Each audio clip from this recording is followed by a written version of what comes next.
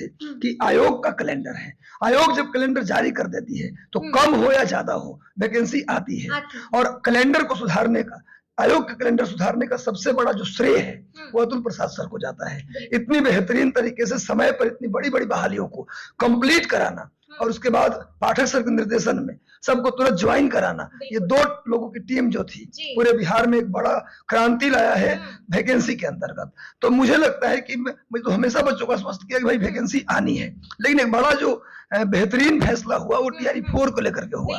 तो टीआरई 3 अगस्त में तो आएगा ही, टीआरई 3 फरवरी में आएगा ही, मार्च में उसका पेपर होगा, अप्रैल में उसका रिजल्ट आ जाएगा, मई तक हर हाल में ज्वाइन हो जाएंगे लोग, और अगस्त में जो 4.0 का एग्जाम होगा, यानी कि जून में उसका फॉर्म आ जाएगा, जून जुलाई में टीआरई 4 का फॉर्म आ जाएगा और अगस्त में पेपर होगा, सितंबर में उसी शेड्यूल पर टीआरई 4 का रिजल्ट आएगा और अक्टूबर में लोग टीचर बन जाएंगे। 2 लाख वैकेंसी सिर्फ बिहार में ही नहीं, बाहर के लोगों के लिए भी आशा है कि एक जगह है।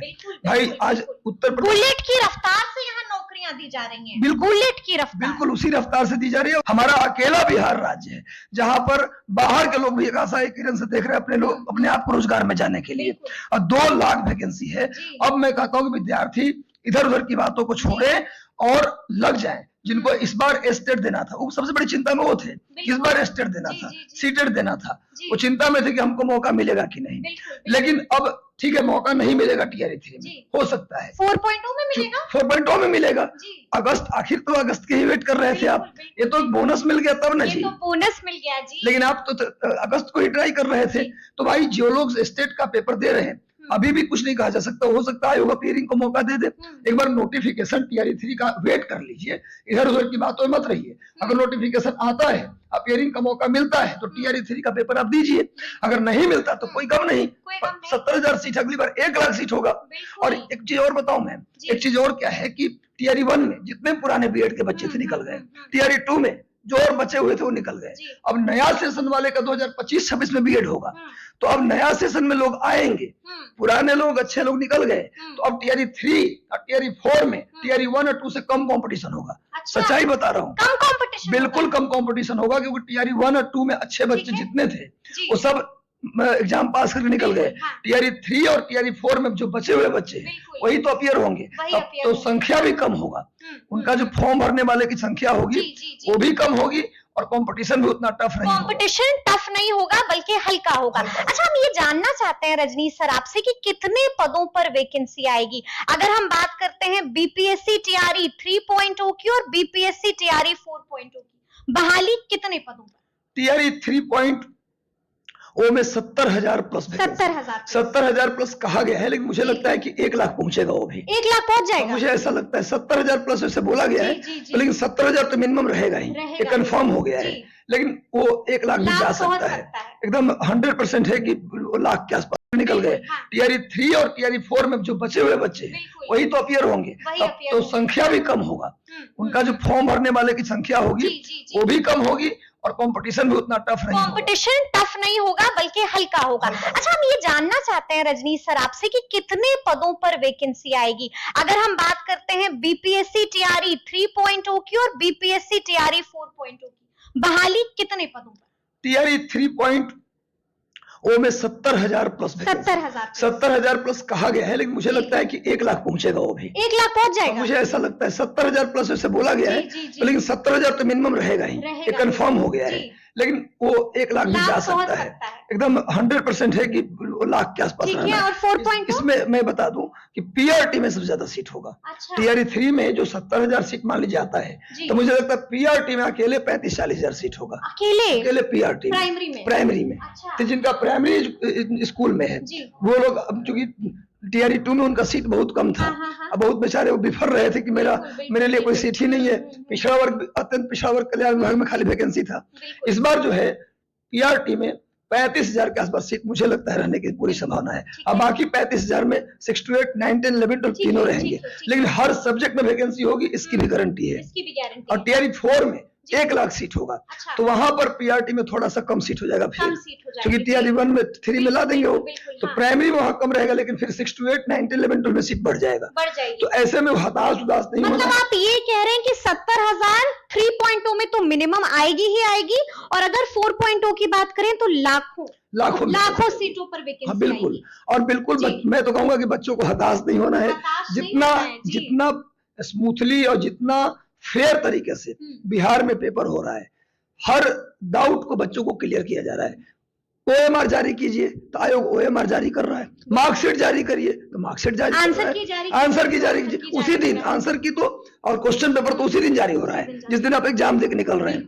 तो ये तो रिकॉर्ड भी है और बहुत बेहतरीन तरीके से हो रहा है। और बाहरी राज्य के तुलना में अब देखा जाए तो बिहार अभी पूरे भारत के लिए रोजगार का सेंटर बना हुआ है, और इसके पीछे हम सरकार को बहुत पहले तो नई सरकार को बधाई, शुभकामनाएं। हम ये भी जानना चाहेंगे रजनीश सर आपसे कि अभी आपने कहा कि इतने पदों पर वैकेंसी आएगी, लेकिन हम जानना चाहते हैं कि क्या वैकेंसी सभी कक्षाओं के लिए आएगी? हाँ बिल्कुल, सभी कक्षाओं में होगी। क्या इस बार फिल्टरेशन देखने को मिलेगा? मैंने TRE 3 में बताया कि प्राइमरी में तो वैकेंसी होगा ही, आएगी, सबसे ज्यादा सीट उसी में रहेगा। लेकिन जो 35-40 हजार सीट रहेगा उसमें 6 to 8 में भी सोशल साइंस और भाषा तीनों में सीट रहेगा। और 9-10 में आइएगा तो हर सब्जेक्ट में सीट होगा। 11-12 में हर सब्जेक्ट की सीट होगी, लेकिन कुछ जगहों पर सीट थोड़ा कम होगा, किसी में कुछ सीटें ज्यादा होंगी, ये हो सकता है। पर 100 आए या 1000 आए, वैकेंसी हर तमाम कक्षाओं में होगी, वैकेंसी होगी। ठीक है, मतलब हताश होने की जरूरत नहीं है, बिल्कुल नहीं, इंतजार करना है। TRE 4 में भी सेम रहेगा, और नोटिफिकेशन का वेट कर लीजिए। मैं तो एक राय देना चाहता हूँ बच्चों को आपके चैनल के माध्यम से, क्योंकि आपका चैनल सबसे ऑथेंटिक है, सबसे सही जानकारी इकट्ठा करता है। तो मैं बताना चाहता हूँ कि आप किसी को कुछ पता नहीं है। अभी पाठक सर ने कहा है तो सब लोग अपना अपना कह रहे हैं बात, लेकिन जब तक नोटिफिकेशन नहीं आ जाए, किसको मौका मिलेगा, नहीं मिलेगा, कितना सीट होगा, प्लीज आपसे रिक्वेस्ट है कि चाय दुकान गॉसिप से दूर हो जाइए।